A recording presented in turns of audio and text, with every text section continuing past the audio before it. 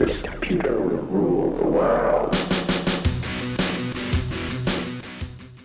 Hey there, and welcome back to Hold and Modify. It's Q, host of YouTube's most poorly produced and underproduced channel. And today's video, what the heck, ray tracing in 1995? Yeah, I know it's 30 years ago, but as we always show on this channel, lots of things are possible, even more than you think sometimes with this 30-year-old software. It's wild to think that as 2025 comes to an end, yeah, here we are, 30 years ago, using the software that really kicked it off for me, the software that allowed me to make this demo reel. Now, unfortunately, I can't have the music play that I used in this. It was music from Babylon 5 back in the day. It actually worked really well, and I edited it together. This demo reel here was put together on a Bravada TrueVision card on my Windows PC of the time. I thought about using the Amiga PAR card, but it just wasn't going to work out. And at this point, I had kind of switched over completely to the Windows PC. But yeah, here you've seen some of this stuff before. I've shown it, but this was the demo reel that I put together after many hours of sitting in front of my computer and teaching myself how to do all of this crazy stuff. Watching those original Toaster videotapes and the Ron Thornton training tapes, the Lee Stranahan training tapes, all those amazing training tapes that, we didn't have really schools that did this kind of stuff. There were some out there, but they didn't really do this. And I really wanted to make what I was seeing on television and film. There you go, ID4, of course, on film.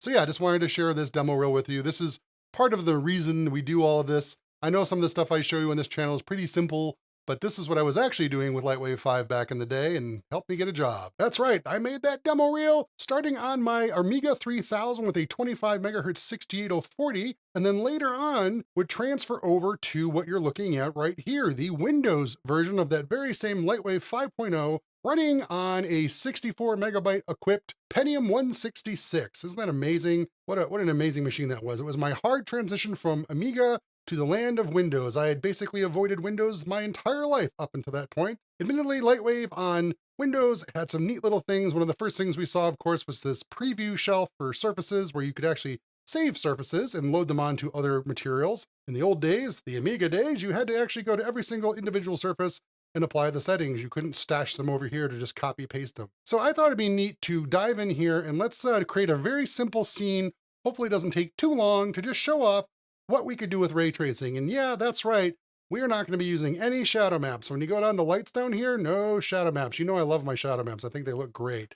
And of the time, honestly, they look a lot better than ray tracing. But the point of this video is to show off the big RT word, ray tracing. So we're going to be tracing shadows, reflections, and refraction, all the big ones there. I'm sure it's just going to be so great. Starting off in Modeler, which again, even though we're on Windows, guys, I know it looks very familiar to all you folks out there that watch this channel. And again, for all of you that are new to this channel, yes, I use old computer software, specifically old computers, to make 3D animation using this 30-year-old technology because I love the limitations, I love the challenges, and there's a lot you can still do. And it's just, it's kind of a moment of zen.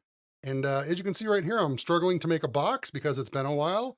But yeah, we're making a box here, and what I'm trying to do with this is actually make a room. Yes, I'm trying to build a room. And we're starting with this because I want to make sure it's enclosed. So we're going to be going into the layers here. So we've got this first box. We're going to go ahead and copy this one, take it to the second layer and paste it, put that first layer in the background, and then we're going to size this box down, just kind of like this. Just get it in there just a little bit. I just want some thickness there in the old walls. And then we'll go back and swap the layers, and we're going to do a Boolean.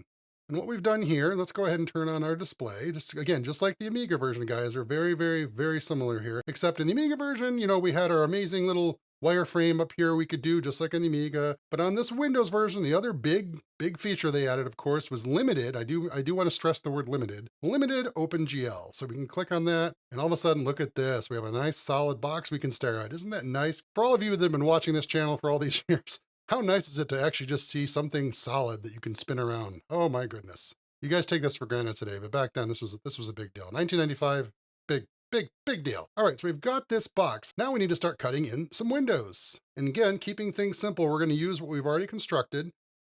Come in here, just do some nice big tall floor. I'm going to make this like a nice big bay windows. Maybe this house is an amazing house with the 2x6 construction. Sure, that's what it's got. We'll copy one there. And we'll bring it down here. paste it. So now we've got our two windows. Like, well, Q, those don't, I mean, they're square. I guess those are windows. Again, I'm going to keep this really simple. You know, if you're doing this when you have time at home and you want to really make it pretty and awesome, you could go in here and make sure these aren't squared corners. You could round them off and make them look nice and cool. You could spend time putting trim around them and all those fun little things that, you know, you're going to want to probably do. But for this example, just to show you what's going on, here we go. Going to cut those windows out. And look at that, boom, we've got some nice big windows. Now we're not done, the windows need glass, right?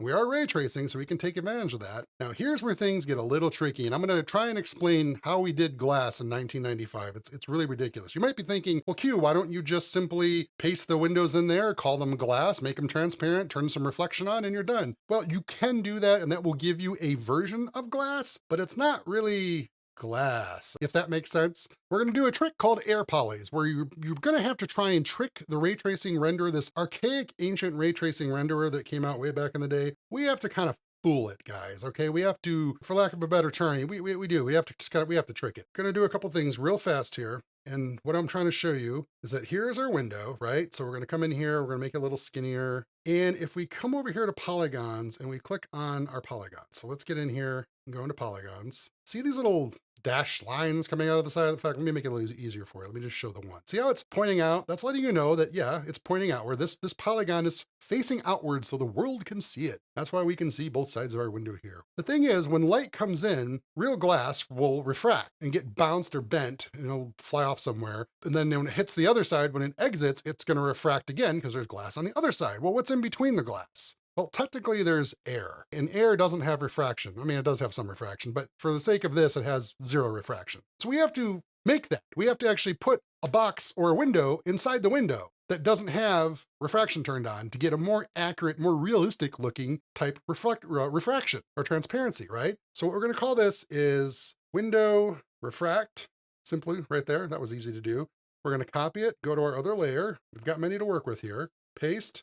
Put this one, put the other one in the background layer there. We're going to make this window our big window here. So let's bring this up, make it nice and big so we can see. And then what we want to do here is make this one smaller. So it kind of fits inside there. There she is. And we'll go into point mode and we'll grab the points here and just move them up slightly. So now we've got our little window inside the window. We're going to go ahead and call this one window air.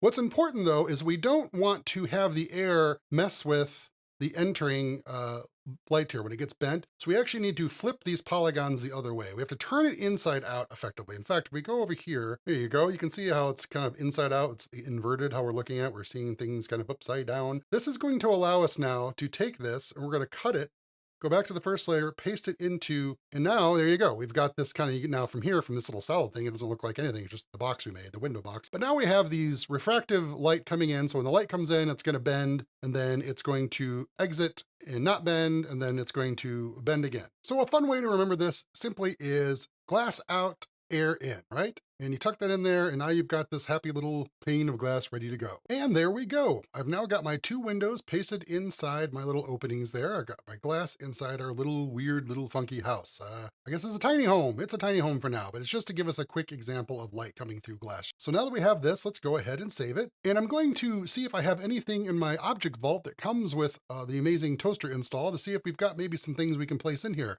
It would be great if there was a table. If not, we can surely make one pretty quickly. Okay, after a moment of tinkering and playing around and moving furniture, yes, we've got something here that sort of resembles, like, I don't know, a peer review session, or let's look at this toaster. If you can look really closely here, you might see there's an actual toaster from the toaster content, but it's a toaster, not a toaster. And yeah, right now I'm just going to go ahead and try to decide what I want to do. As you know, there's no rules here. We just move things around and fire off renders and see what we're getting. So right now, what we're going to be looking at is just this, and this isn't much, admittedly. It does have some basic materials on it, and I'm pretty sure our glass, if we swing the camera over here and just look this way for a second, I'm pretty sure our glass is just solid right now. It doesn't look like glass. So actually, let's do this. Let's start the camera here and do a render. We got a gradient backdrop turned on. Now that should work. And sure enough, it's pitch black. Now that is correct, okay? I didn't leave the lens cap on. It's pitch black because all of our light is outside and this is a sealed box room and our windows aren't windows yet. And one of the things we can do is get the light over here and put it in a position where we can see it better so we kind of know the direction of our sunlight. Remember, it's a distant light, so its direction is just omnipresent. So we're going to have the sun kind of, I don't know, maybe go this way, pointing that way to give us some nice shadows coming down that way. That might work, right? Yeah, that feels about right. We can have light coming in, streaming in this way. Maybe that'll look dramatic. And then now what we need to do, we're still not going to see anything, guys. We got to go to those surfaces we created. The Windows Air, going to go ahead and make that glass zero diffuse. We're going to make it 100% transparent, but then important, refractive index 1, leave that alone. Then we go to Window Refract. Again, same type of thing, diffuse 0. You can add some reflectivity, but for this sake, for now, we're not going to do that. And we're going to add some transparency. We could go right to 100%, but I like to bring it down just a little bit. And for here, we're going to use a value of 1.6. Depending on the type of glass it is or material it is, you can change this number, obviously, to whatever you need. And for now, we're not really going to color the glass, we're just going to leave it as glass. Now when we press F9, we should actually see light in the room. And sure enough, we are. There it is. That's starting to look like something. We've got light coming through the room and this amazing looking nothing on the outside. That's fine for now. But the important thing is, the glass is now transparent and it's refracting. So let's add some reflectivity to it. Go ahead and test that real fast. So there we go. Yep, we're getting some reflection now. You can start to see the table reflecting in the glass back there. Now, we went through all this business to make the glass, air out polygons and all that kind of fun stuff. But I mean, it's just flat plain glass. So it doesn't really cause a lot of refraction. You don't want your windows to be doing lots of refraction. Otherwise, they'd be pretty useless as windows to look out and be able to see things clearly. Not the greatest example, but I thought it was the simplest way to explain to you the whole glass out, air in poly type thing you had to do back with this old software back in 95 to try and create this more realistic looking glass, right? And now that we've established there is light coming through there, we can swing this back around here and we'll see what this is going to look like. Probably going to be pretty dark, might just be black. Okay, so we're seeing a couple things here. So one, yeah, we are seeing that sunlight reaching over here to the table, and we're seeing that chrome toaster doing its chrome toaster thing. It's got a bumpy surface on it because it's one of those old-timey chrome toasters with the bumpy surface, I guess. And it's reflecting things in the world that it can see, like the sky out the window and the wall there. Not much else. The light looks like it's coming with some kind of artificial or fake lighting setup on it, which is fine, but we're going to go ahead and stick a real point light up in there. Of course, with Lightwave 5, we don't have radiosity, so we can't just press the magic global illumination button and have everything work. But one thing we can try is see if this light here, it does have a bulb, so we could just go ahead and make the bulb invisible, but not have it really affect anything just by doing this. We're just turning all of its values to 0 and making sure it's not refracting or doing any kind of that business, right? So now when we press F9, we should not see anything over there. Yeah, there's no bulb, nothing on there. And that's so we can go ahead and add our own light. We will call this bulb light, and we're going to make this a point light and parent it to the designer lamp. And I'm going to go ahead and just move this in roughly where it looks like it was probably going to be the bulb, right? Yeah, that seems swell. And yes, we need to do intensity fall off. We just don't want this light blasting like a secondary sun, right? So we add crank up some fall off. So now let's see what kind of exciting look we get with this. Also, I noticed that the inside of the light seemed to be doing some kind of weird glowy thing. So let's see that. We've got lampshade inside, and sure enough, yeah, they have luminosity turned up to 45%. We are going to turn that off and we'll leave it alone. Pressing the old F9 button there, we should see something new. Ooh, okay, now we're starting to see something. Now we've got that point light casting off all this light, and wherever that light doesn't see, of course, we're getting the shadow.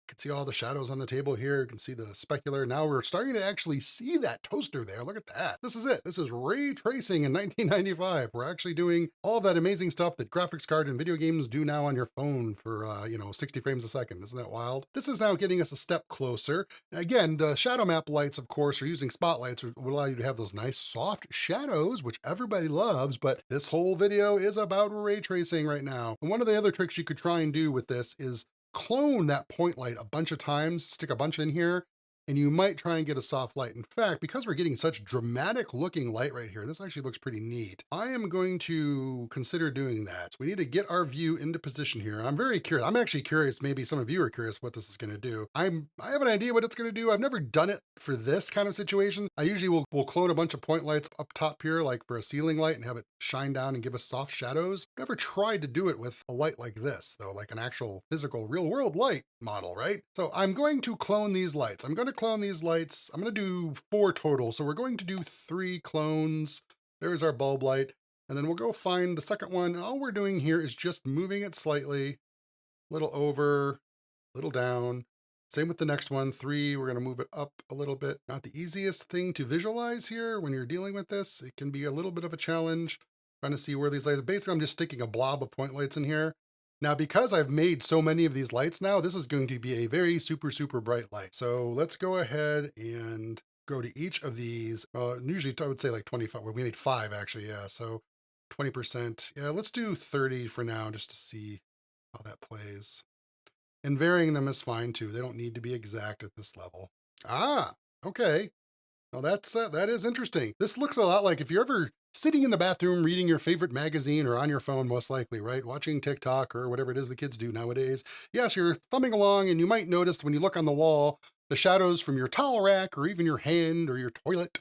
It seems to have multiple shadows if you have those kind of makeup lights in your bathroom, because each of those light sources is casting a shadow. That's kind of the effect we've just done here. Pretty trippy, I think, and not exactly the intended effect. This isn't really recreating that area light effect that you get when you bunch them all together and stick them up in the air and have them shine down on the ground. It's giving us an effect, and it looks really wild, I think. I mean, this is starting to borderline on, I dare say, becoming art.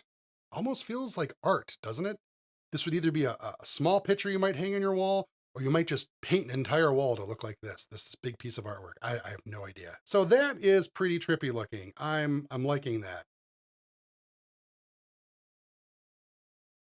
Okay, there we go. Now we've got some ray tracing going on. Oh my goodness, look at this. But yeah, so now this actually helps show off the whole glass thing I was talking about, the whole air in, glass out polygon thing, flipping the normals, flipping the polygons like I showed you with the simple box shaped window. Here you can actually see that process in action. So in 1995, that was the way to try and get a more realistic looking glass out of your ancient archaic ray traced renderer, as you can see. So this table down here, I'm pretty sure it has a nice friendly name like table, wood. Well, that's pretty simple, table, wood. You notice right now it has no reflectivity. All that little shine we were seeing on the top of the table, that was the specular, so that was the speck from the light showing up on the table. But let's go ahead and turn on reflection. We're gonna crank it up pretty high, and we're also gonna turn on color highlights. Now I may turn that off. I like to turn that on when it comes to things like wood and tables. We may turn that off. Let's see what we've done here. I'm hoping we see a nice reflective table now and even more ray tracing.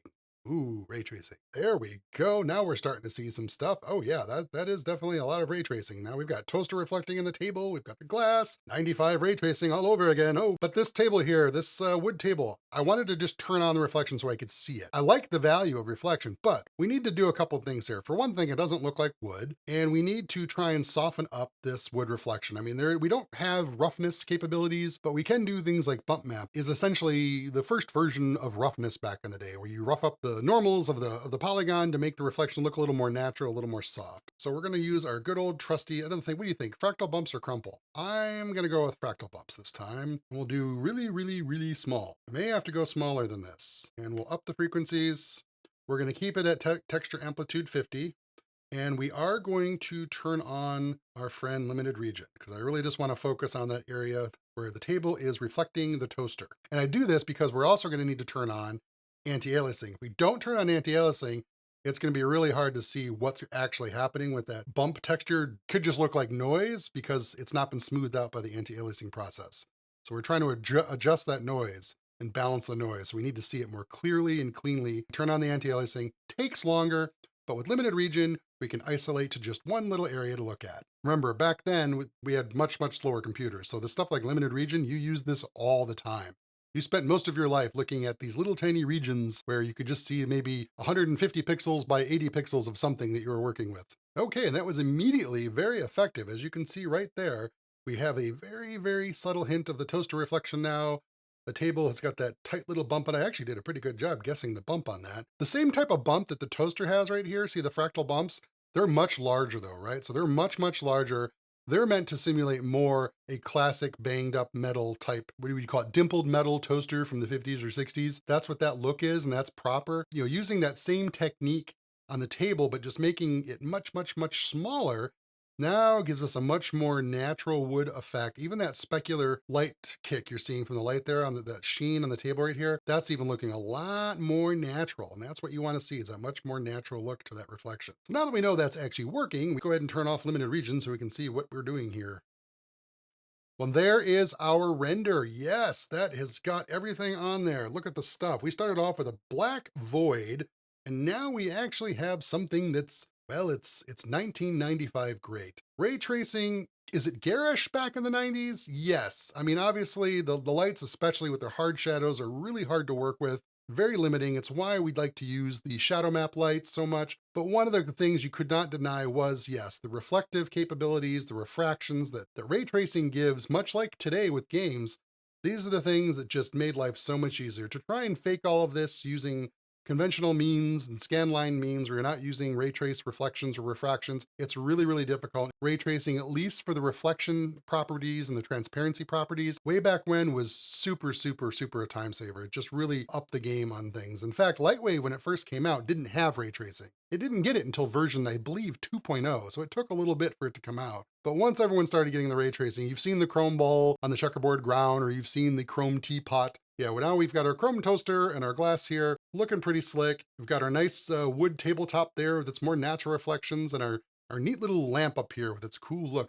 Those lights actually did kind of create a neat little look inside that lampshade. And this, again, the shadows it's casting, just a very, very mid-90s look, I will say for sure. Thank you again for watching. Always appreciate the like and the subscribe. A lot of you down there, you light up the comments with all of your fun stories from the past and other tips, or point out things that I do completely wrong, and I absolutely appreciate it. As always, it's up to us weirdos that love this old technology and like to sit through videos like this, and I like to sit through and make these videos. Why do we do it?